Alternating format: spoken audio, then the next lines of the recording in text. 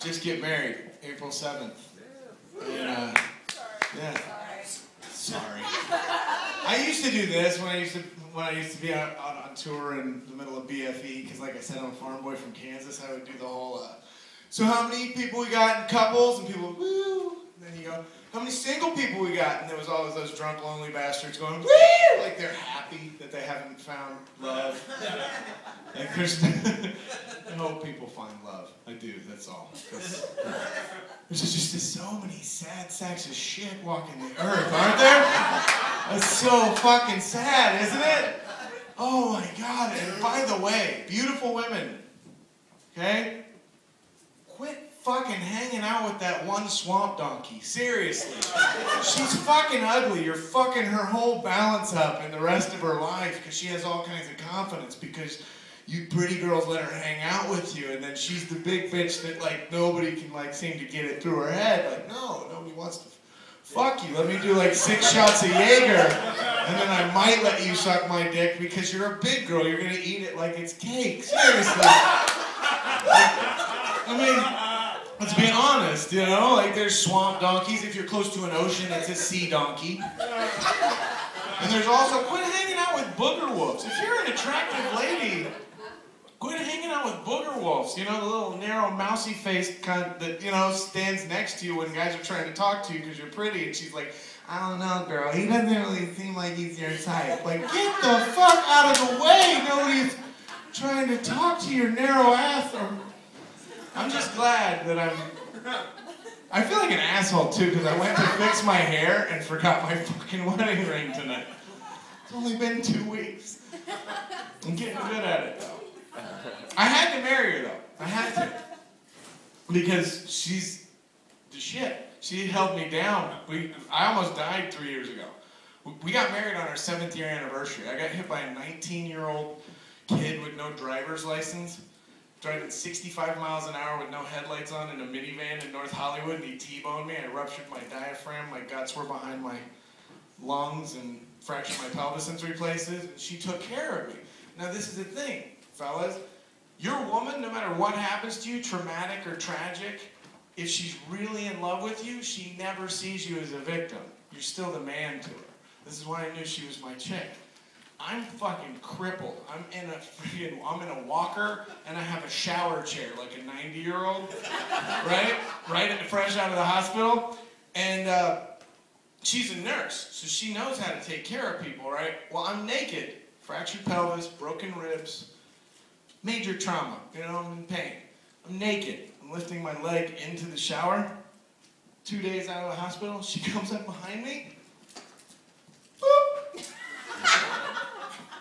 It was the worst pain I've ever felt in my fucking life. I seriously clenched every muscle in my body with all those injuries, and it was the worst pain I've ever felt in my life, and I started to cry, and I sat on the shower chair and made sure the water was hitting me in the face because I was fucking crying, and I didn't want her to see it. I was like, I fucking hate you. I was like, how could you do that? You're a nurse. It was, God, I fucking hate you. But we made it through that. We're in love. She's awesome. We can't even fight because she's better looking than me. You can't. Like, she'd get really pissed. She's like, I'm fucking serious. And I'd be like, you are so pretty when you're mad. Didn't work. So we had to find a way to fight fair. So we sing fight. She's a nurse. She works 12-hour shifts overnight. I know I'm in deep shit now when she comes home and she goes, maybe if you clean the house, we'd have sex. Maybe if you did the dishes, then we'd have sex. Maybe if you weren't such a fucking slob, every once in a while I'd give you a blowjob. But you won't, so we won't be having sex. And she thinks she's super cute. And I'm like, I'm a comedian, I'm supposed to be quick-witted. I was like, we might be going to chapel and some day we'll get married if you change your fucking attitude and every once in a while. No. I never win, ever. I always wanted to be a singer growing up on the farm. I did. I always wanted to be an R&B singer. That's why I got married. That's serious, because I got married and I always wanted to be an R&B singer, because if you're an R&B singer, you're a world famous R&B singer, your fights aren't like normal couples. You're a world famous R&B singer. You know what I mean? She could say something bitchy or shitty to you right before you go out to dinner or to the club, and you can just look at her and be like, for real? No, no, no, no, no, no, no, no, no,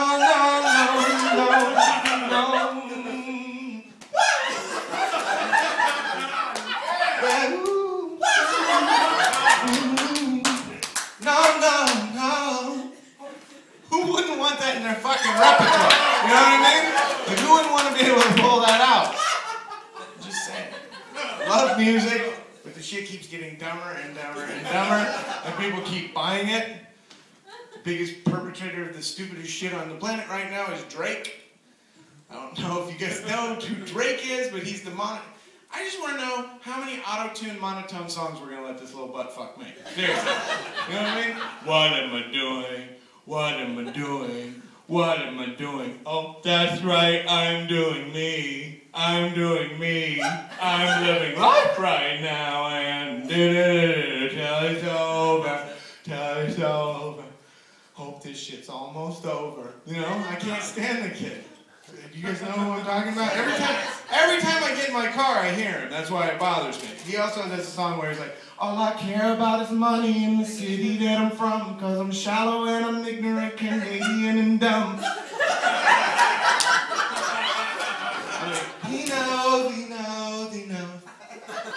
And these kids rap like the people you wanted to slap the shit out of when you were in junior high. You know what I mean? Like, their raps are ridiculous, like Drake. Kush, roll, glass full, I prefer the better things. Bitches with no money act like money isn't everything. I'm having a good time, y'all just trying to ruin it. That's some sissy shit, Drake. I like my Kush roll and my glass full. Doesn't make me special.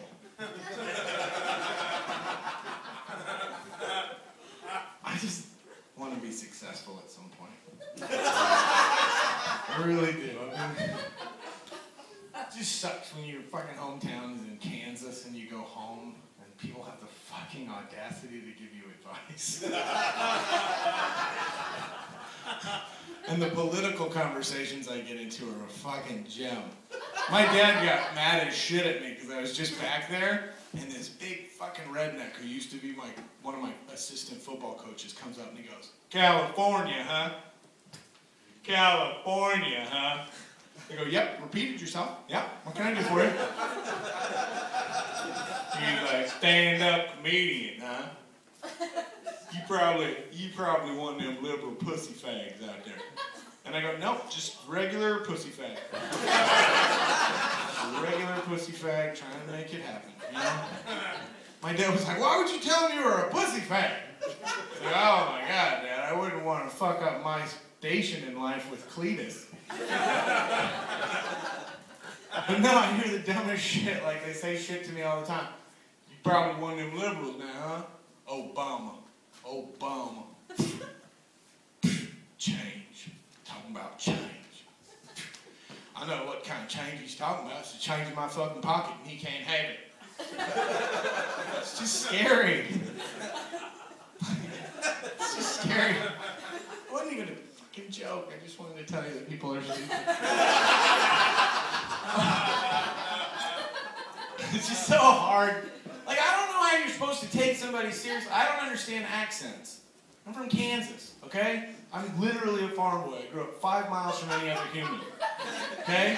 So when people fucking call me and they grew up with me and they're like, hey man, heard you're fucking killing it out there in LA. I'm like, what the fuck happened to your voice? What you mean, man? I mean, we grew up together. Like, listen to me, listen to you, what's going on?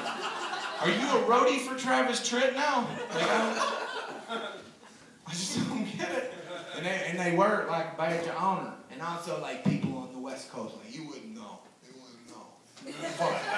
I'm fucking tough. I know how to fucking handle myself, like, packed in, like it's shit.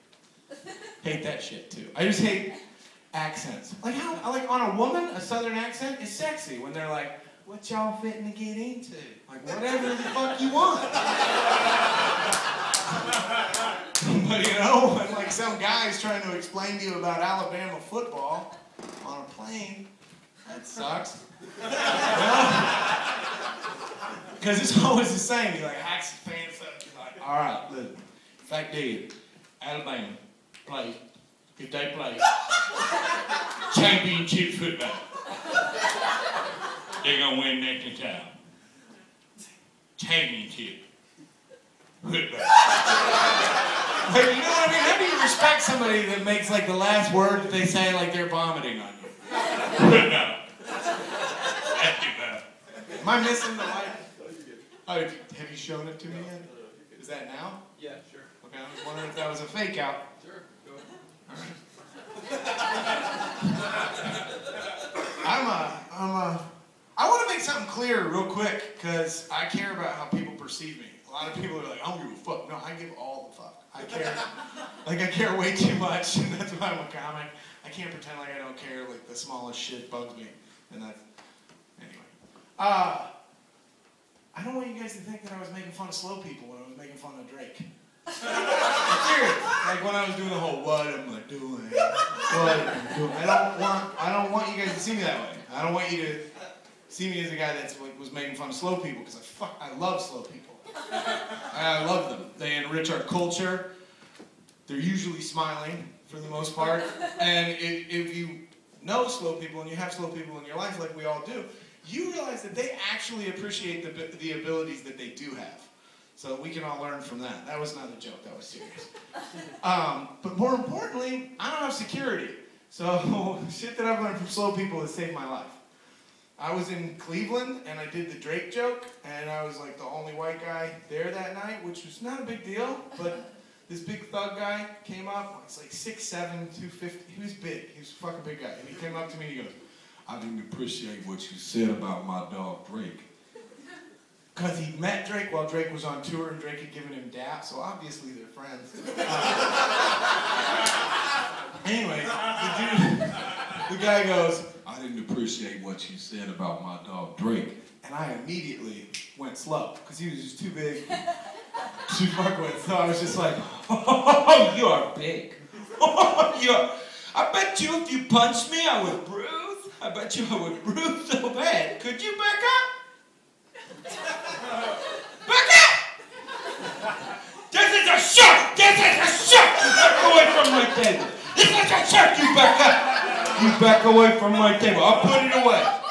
I'll put it away. But you back up! And he left me alone.